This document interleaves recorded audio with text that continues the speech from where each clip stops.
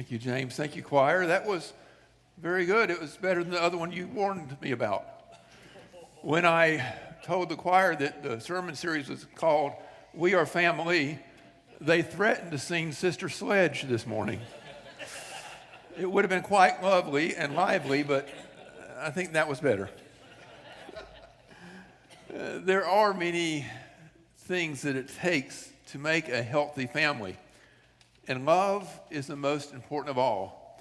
This past Wednesday night, if you joined us, you know that we've begun a series about building faith-filled families that we're preaching about Sunday mornings. On Wednesday nights we're expanding about, and we talked about many things that are important to families, things like communication, affirmation, respect, trust, humor, morality, faith, traditions, time together. All these are important things, and we will expand upon them. But Scripture says it does not matter if you have everything in the world and you have not love, it won't do any good.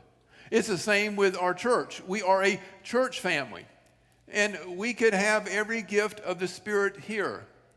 But if we have not love, it doesn't profit us anything. We can have the best children's programs, the best youth programs. We can have the greatest mission endeavors. We can have the most beautiful worship. And yet, if we do not love, it is all for naught. You see, Paul writes to the Corinthian church, and he writes to us today about our church family and about our own families, that love is paramount. And he tells us some things that love is. And the first thing he says is that love is patient. Isn't that an interesting one to start with? Patience. That means that we accept one another. We recognize that there are differences between us, and yet we are patient with each other. We see those things as strengths. In the movie Good Will Hunting, Robin Williams is talking about his wife who has passed away, and he talks about all of these strange little things that only he remembers. And he says this: people call those imperfections, but no, they're the good stuff. All those things that might bother us and we get impatient with each other, those might be the blessings God has given to us. You see, patience is key to relationships. You cannot be together unless you have patience. If you don't, you will drive each other crazy, and then you will drive each other away. We have to accept one another and be patient with each other. I remember seeing a beautiful example of patience when I was associate pastor of First Baptist Church of Decatur, Georgia. I was there early, and I was watching the parents bring in the preschoolers, and I will tell you that most of the parents were not very patient. They were late for work, and they were dragging these kids in here, and the kids were dawdling, doing this and that, and they were yelling at them, or they were trying to offer them cookies or anything they could to get them in the door so they could get on their way. And I looked, and there was this one man in the parking lot, and he was just waiting by the car as this little girl got out. And she kind of got out and stretched a little bit, and he said, "Come on, darling." And he took her hand, and then they started walking, and he did not drag her at all, but walked at her pace. And then as they approached, she saw some ants on the ground, and she decided to stop and check that out, and he just let her hand go and let her look at those for a while. And then he finally got her up and brought her in and gave her a kiss and a hug, and she went on into her classroom. And as he turned, I said, "You must not have to work today." He said, "Oh no, I have to go to work today." I said, "Well, they must not mind if you're late then." He said, "Oh no, they mind. I'll get in trouble." He said, "But I will never have this time again with my little girl. And it is more important than anything else I will do today." And I thought that's what the Apostle Paul was talking about when he talks about being patient when you love. Recognizing how important others are so that we do not get exasperated with them, but we are patient and loving with them. And Paul then says that love is also kind. Kindness is missing in our world today. Rob is a member of a Lutheran church in High Point. Rob travels for a living. He's all over the nation. And Rob has decided that his call in life is that he wants every day to make sure that there is at least one person that he encounters that becomes aware that they are important to him and that they are important to God. The way he does this is he just looks for people. He looks for folks that might need some help. It might be a seatmate on a plane, or it might be one of his clients, or it might be a taxi driver, or it might be a food server. It might be someone at the hotel that is a housekeeper. Whoever they are, he looks at them in the eye and he says, "How is your day today?" And when they say fine, he says, "No, really, how is your day today?" And he tries to start up a conversation. And when people help him, he sincerely says, "Thank you." And they look at him and say, "You're welcome." He says, "No, thank you. I know that you don't have to do this for me." When people are rude to him, he is gentle back. When people are anxious, he tries to stay calm. And when people are impatient, he tries to be patient with them. It is his goal in life to be kind to others. One day, Rob was 1,000 miles away from his home in High Point, and he saw another one of his church members, Joni, and he wondered what she was doing there. And there in the airport, he walked up to her and asked, "How are you? What brings you out this way?" And Joni immediately began to cry and to weep and to begin to tell Rob about her father who had had a stroke and how she had had to travel to take care of him. Rob, who was attending important business that day, sat down and spent time with his friend and fellow church member. He was kind to her. You know, we need kindness in the world today. Some people talk about random acts of kindness, and I think that's great when you pay for someone's coffee coming behind you and they don't even know it. That's a really nice thing to do. But I wonder if instead of just always practicing random acts of kindness, if we might try practicing specific acts of kindness. If we chose, instead of just to be kind to strangers, if we chose within our own families and within our own church family, simply to be kind. What could you do today in your own family that would be kind? What could you do today in this church family that would show kindness and compassion? C.S. Lewis, in his book, Mere Christianity, says it this way. He says, "Do not waste your time bothering with whether you love your neighbor or not. Simply act as if you do." As soon as we begin to do this, we will find out one of the great secrets. When you are behaving as if you love someone, you will presently come to love that person. Simply be kind. Live out that love, and it will lead to real love. You see, Paul tells us some things that love is, patient and kind, but then he turns around and says, here are some things that love just does not do. He says, love does not envy, and it does not boast. In other words, love roots for other people.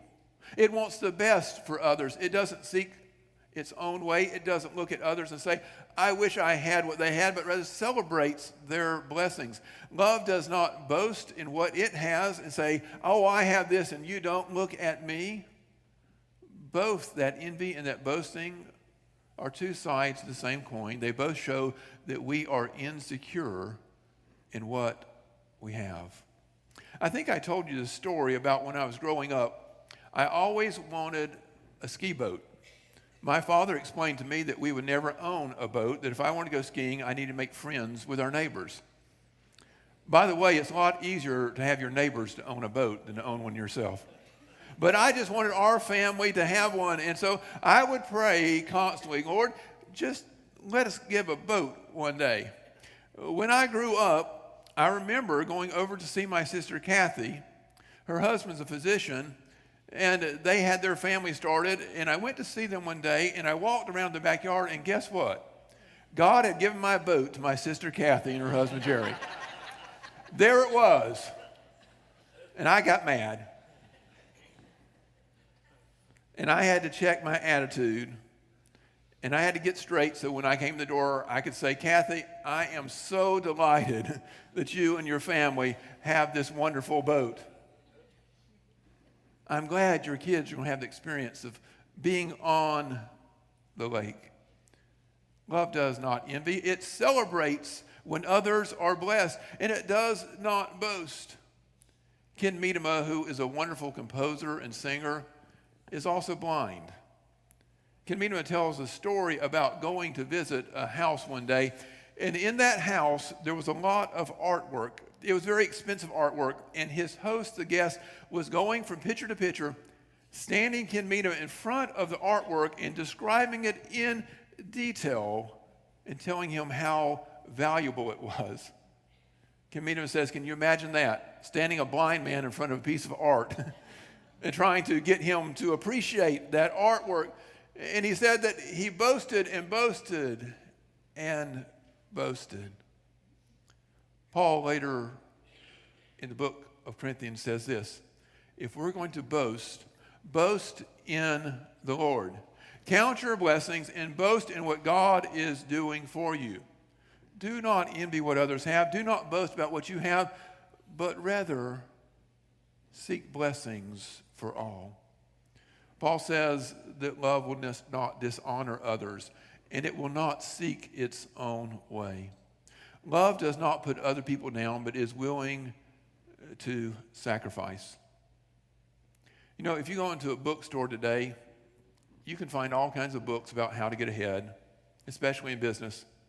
Here are some titles of real books: Winning Through Intimidation, Looking Out for Number One, Creative Aggression.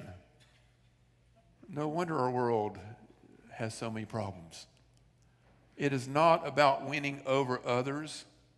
I heard one pastor say one time that a self-absorbed, narcissistic person cannot ever truly love.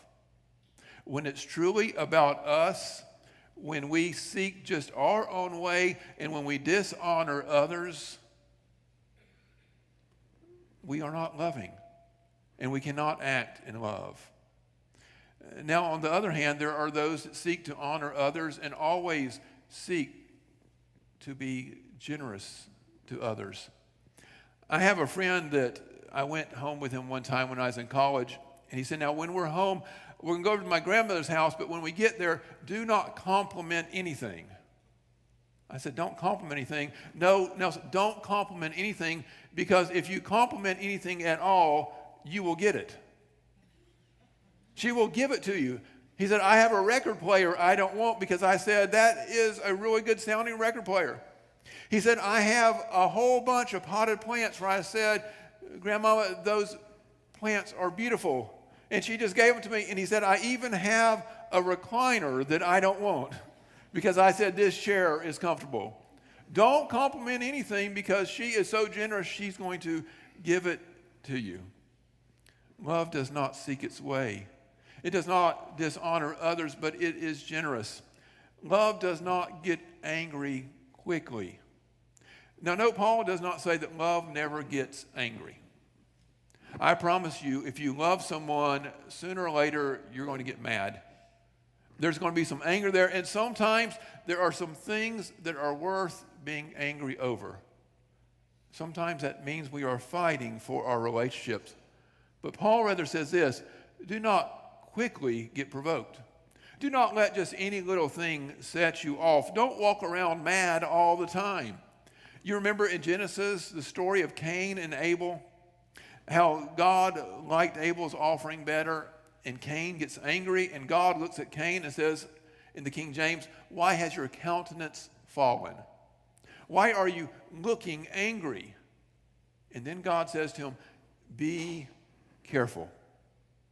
Be careful that your anger does not lead to actions you will regret for the rest of your life. And Cain does not listen. Love does not quickly get angry. Love does not keep score, Paul says. Love does not just keep a list of things, a stash of offenses that we can bring out at any time. I have a friend who's a counselor, and when he's counseling folks in their marriage, he'll often have them list things that they're angry about with their partner. And he says that both of them will make these long lists of offenses. And then he'll say this: anything that's more than a week old, cross off. And he says the list goes from 20 or 30 things down to just 2 or 3, and he says, let's deal with what you're dealing with right now. I asked him why he did that, and he said, because they're stockpiling weapons. They are ready to get them out and to launch them at any time. Love does not keep score. It does not keep grudges. It does not delight in evil. It doesn't like it when things aren't right in this world.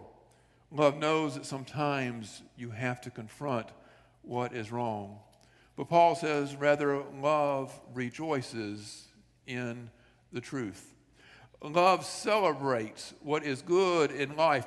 Love celebrates the truth that God loves us and calls us to love others, and that truth can be lived out here in our family and in our church family. It's rejoicing in that grace of God, and it protects that. We need to protect our families. We need to protect our church family. That doesn't just mean locking our doors.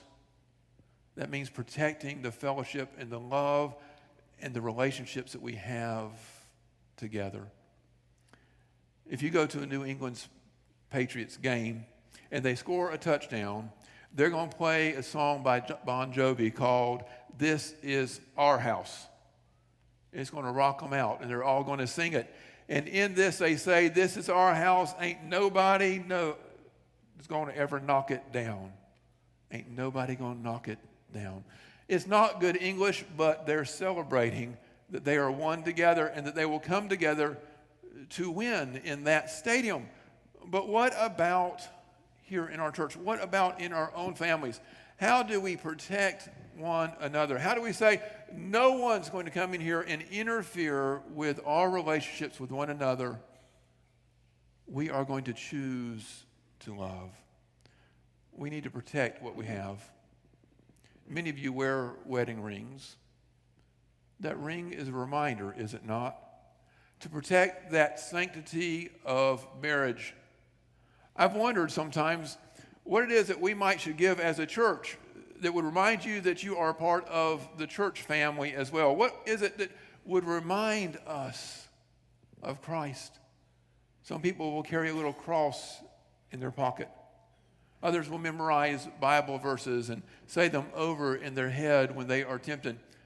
We need to protect our family, both our individual families and our church family, so that we might find trust. Paul says that love learns how to trust others. Love learns that we can't do it all alone. There was a story about 2 scientists who were on a field trip in the mountains, and they saw a baby eaglet that has fallen out of a nest and was down and flopping around, and they asked their guide how they might rescue him. And they didn't really know what to do. And the guide had his small son along, and they thought, well, he's small enough that if we lower him down on a rope, he could get that bird and bring it back up, and we could treat it, and we could return it to the wild one day. And the little boy said, nope, not putting me on a rope. And they said, we'll pay you. And they said, we'll give you $10. And he said, no, not if you give me $10. They said, what if we give you $20? And the little boy said, no. And they said, well, what would it take to get you to help us rescue this bird? He said, I'll do it on one way. If you let my daddy hold the rope, I won't charge you a thing, because I trust him. What about us? Do we trust one another? Do we have that kind of relationship where we do not break trust? Paul says that love learns how to trust one another. And then he says, love hopes. Hope is a very powerful thing. Hope is something that can get us beyond even the greatest crises in our lives and in the life of our family. Mother Teresa had 3 pennies. She went to her superiors and said she wanted to start an orphanage, and they said, what do you have? She said, I have 3 cents. And they said, with 3 cents you can't do a thing. She said, oh no, but with 3 cents and with God I can do anything. She had a hope and a vision. What about you? Do you have a hope for your family? Do you have a hope for this church? You know that with God, God can do anything. Because Paul says that all of these great gifts in life will one day go away. Everything that we own, everything that we've done, it will go away. And he says one thing will persevere, and that is love. Love perseveres. It keeps going. It keeps trying. My father's hero was Ted Williams. We got a kick one time when my father was having surgery. He was coming out of anesthesia, and we said, "Who are you?" And he said, "I'm Ted Williams." You can ask him his batting average. He really thought for a little while he was Ted Williams. I started searching Ted Williams, and I found out that what made him one of the greatest hitters in life was his brutal regimen of practice. He practiced and he practiced and he practiced till his hands blistered and bled, and then he would practice more. He would get his friends to pitch to him. He would get others to go out and shag flies. He would pay people to come out and practice with him because they didn't want to practice as long as he did. Why was he so good? Because he persevered. Because he was willing to put the work into it. And as good as he was, he has gone on. But of all of the things that we do in life, love is the only thing that will last forever. Paul says, now abide faith, hope, and love, but the greatest of all of these is love. If you don't learn how to be loving, you're not going to be very happy in heaven. Paul says that we will be known, and we will know others, and we will love one another. Some years ago, I did a funeral for a fellow that was poor. He just didn't have much in life. In fact, talked to the funeral director, and they said that they had to wait a while to make sure that the family could scrape together enough money to pay for his funeral. But we had that service, and I didn't think many people would show up. I didn't think that because I knew that not only was he poor, but he had borrowed from about everybody in town, and he owed money all around. And I walked out into the sanctuary, and it was almost full. And I knew that he owed money to a lot of those folks that were there.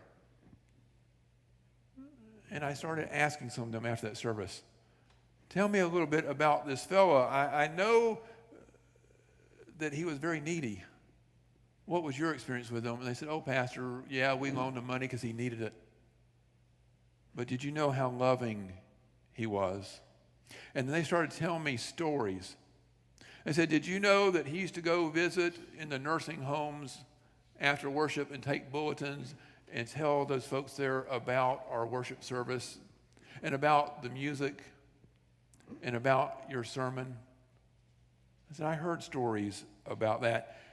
Do you know that he visited so many folks who were in the hospital? And we don't want to offend you, but he prayed at least as good as you do, if not a little bit better. And he prayed for us when we were sick. He even visited our homes. We have notes and cards that he wrote to us that were beautiful notes of encouragement.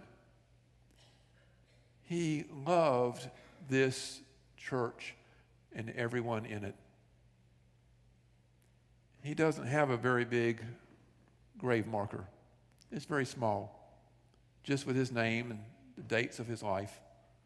There are no big monuments where he is buried. But his love lives on. And that church family and that community and beyond. You want to invest your life in something that will last well beyond you? Learn how to love.